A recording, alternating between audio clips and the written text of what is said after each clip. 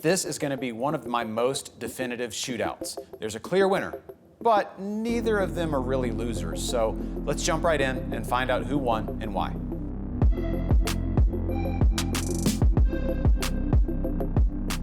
I'm Andy from Competitive Cyclist. This is the Lake CX333, and this is the Shimano S-Phyre 903 Power Road Shoe. I got my first pair of Lakes way back in 2008, right around the same time I started doing video reviews. I think they were actually in the very first batch of products I was sent to get this little enterprise off the ground. And honestly, they felt way ahead of their time. They had a soft, handcrafted, bespoke feel that set them apart from my CDs and Shimanos. And the heat moldable carbon intersole was all the rage back then. They also had this crazy new closure system called a BOA, and because of all of this, they were super comfortable, crazy stiff, and after just under a year of use, I ended up giving them away, and I instantly regretted it. I haven't owned a pair since. So when the CX333s showed up, the feelings of nostalgia kicked in, and I couldn't wait to put them to use. And the good news is, all of the features I loved so much about those 401s are back and better than ever in the 333s.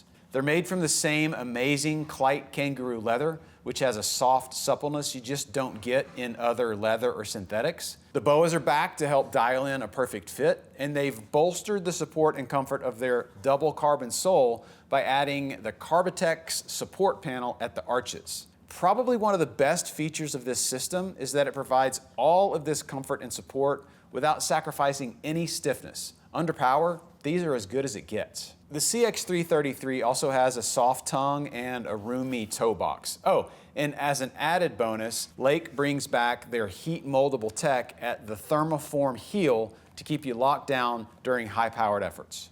The result? Well, these shoes, unlike any other, will feel absolutely amazing the second you put them on.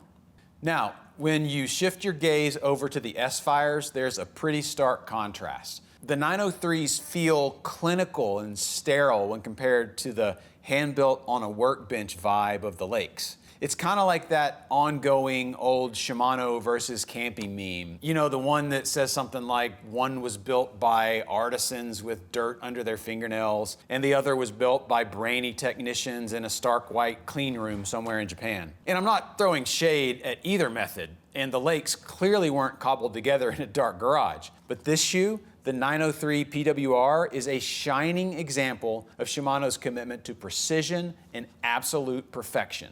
The S-Phyre 903 PWR uses the same synthetic upper material that Shimano has used across their line for several years.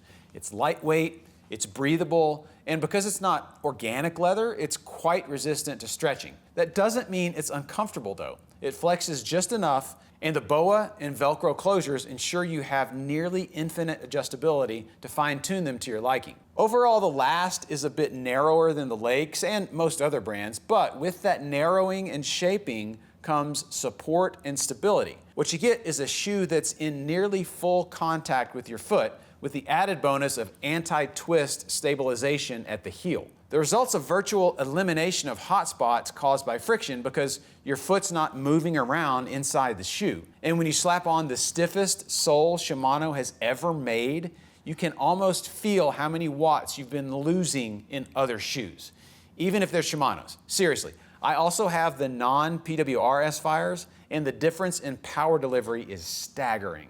So, who wins and why? Well, if you don't already know this, I'm a Shimano shoe and pedal guy and have been for over 20 years. But I've used and abused every shoe brand under the sun. Sidi, Giro, Louis Garneau, and Souplesse, to name a few. And when I stack the CX333 up against the 903 PWR, there's really no contest. The Shimanos win. The Lakes are no slouch, and for 500 bucks, they better not be. But for me, they fell down on two fronts, and they fell kind of hard. First, the cleat position. I absolutely love the graphics they use to help get your cleats in the right position, but there's one big problem, for me at least. The holes have been drilled too far outboard for me to achieve the right foot position. I had to push the cleats all the way over to the inside of the shoe to achieve the right position, which surfaced big problem number two. The toe boxes, because they're so wide, made contact with my crank arms, and no amount of adjustment on either Speedplay or Shimano fixed it. And that's a big disappointment because I really wanted to fall in love with Lake again after all these years. By contrast, the 903 PWR has a profile and cleat hole drilling that's easy to dial in. They're comfortable, they're very well ventilated, and even with just one BOA, you get a ton of adjustment. And I wasn't kidding about the sole. I was literally seconds faster at the same power output on all my local climbs, and I've never felt a shoe more planted when I launched out of the saddle. Now, one small drawback to that is that these are a touch too stiff for an all-day epic. After about 3 hours on a hot day, the stiffness kinda got to me. But if you specialize in shorter, punchier events, especially crits or track racing, these should absolutely be a weapon in your arsenal. So the Shimanos win. They win for a lot of the reasons I mentioned above, but the main reason comes down to that analogy I made earlier about the lab versus the workbench. And here's the best mind-blowing example of that. For this round of reviews, I was also sent a pair of Shimano pedals and a set of Wahoo Speedplay pedals. I wanted to know how much each total system weighed because I thought the Speedplay cleats were massively heavy. Turns out they are, but the cleat plus the pedal on both systems was pretty close in weight. And since I had my gram scale out already, I decided, just for grins, to weigh the shoes individually without cleats. And here's where it gets good. The left Lake shoe weighed 315 grams and the right one weighed 330. No big deal. I expected a similar disparity on the Shimanos because, it's got to be pretty difficult to perfectly match the weight of a left and right shoe during a complex manufacturing process, right? Wrong. The 903s were within 1 gram of each other at 264 and 265 grams. I was so blown away that I decided to go down the rabbit hole and weigh the other 3 pair of S-Phyres I have, a 2023 model, a 2020 model, and a pair from like 2017. And each of those 3 pairs of shoes was a gram or less apart. Let me say that again. Each of those 3 pairs of shoes was less than a gram apart in weight. That stat kind of speaks for itself, and it's gonna keep Shimano shoes on my feet forever. And now let's bring Jess in for a quick Q&A.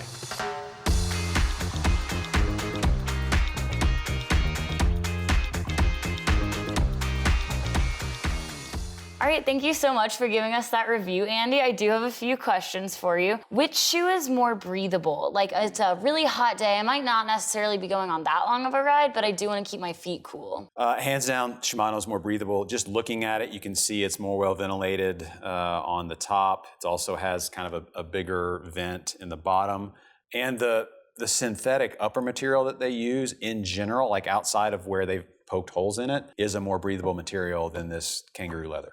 Okay, so then on the contrast, obviously the opposite would mean this is better for the cold, but what about if you're wearing thick merino wool socks, like you're gonna be on the road for a while, which shoe would allow you to put more layers inside the shoe? So there's a couple of schools of thought to what you do in the winter, right? Do you put on socks and go without booties? Do you wear summer socks and put on booties and sweat? I'm in a place in SoCal where I can just wear wool socks and I'm fine. I don't have to wear booties. I can usually wear toe covers. Because the Shimano is more breathable, it's gonna be the colder shoe in the winter, and because it's white, right? It's also gonna be colder. I like wearing black shoes in the winter on a sunny day because the radiance of the sun, the radiant heat of the sun warms it up. But yeah, these would be the warmer shoe in the summer. And because they've got, kind of that bigger toe box, that wider profile, and a wider sole at the bottom, they're gonna have more interior volume to put in larger socks. Okay, awesome. And so then kind of bouncing off of that, you might have thicker socks versus more thin socks. Your feet might swell during a long, hot effort. Obviously, like you have the dual BOA here, and then you have one BOA and a strap here. What does that mean for your micro adjustability? How do they compare?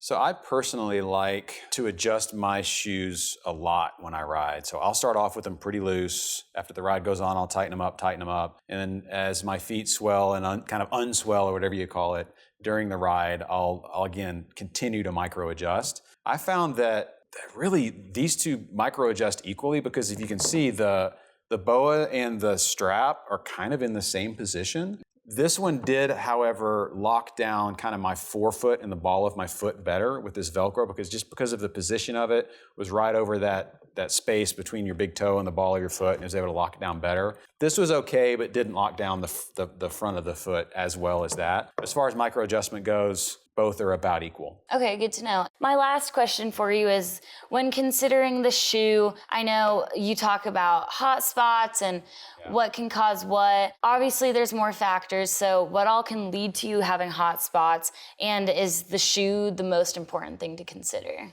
Yeah, I think shoe, as well as the sort of thickness of the sock you're wearing, your position on the bike, temperature outside, even the quality of the insole, I think can cause hot spots. Shimano has really good quality insoles.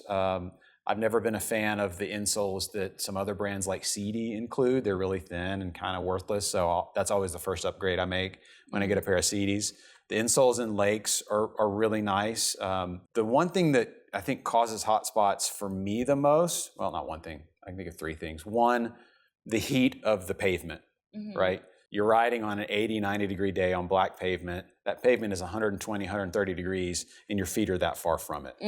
That's going to heat up your shoe. That's going to exacerbate any friction or any looseness or over tightness of the shoe and cause that hot spot. And that kind of leads me to point number two. If your shoe is too tight, you're going to cut off circulation and you're probably going to cause hot spots. If your shoe is too loose or your foot is moving around too much in there, it's going to cause friction and it's going to cause a hot spot. So that's why in the review I made the point that this one's kind of in like full contact with your foot, sort of like a good bib short or a good aerodynamic jersey, and it keeps your foot from moving, and then that anti-twist heel goes a long way in sort of helping keep everything in place. So for me, those are the things that cause hot spots. The other thing was like this sole is really, really, really, really stiff. It's like Tour de France pack sprinter, track sprinter stiff. And when I was wearing it kind of side by side with my standard S-Phyres, it led to kind of the feeling of hot spots and friction and like discomfort quicker than the other ones did. Like I could wear the standard S-Phyres for 4 and 5 and 6 hour rides, no problem. These, after about like 3 hours on kind of a warm or hot day, just like the lack of flex and give in the sole kind of got to me. Okay, good to know. Thanks for watching, guys. If you have any questions that I didn't already ask, please feel free to ask them in the comment section below or reach out to one of our gearheads. There will be more information on how to contact them in the description. If you liked this video, leave us a thumbs up and subscribe. Again, thanks for watching, and we'll see you next time.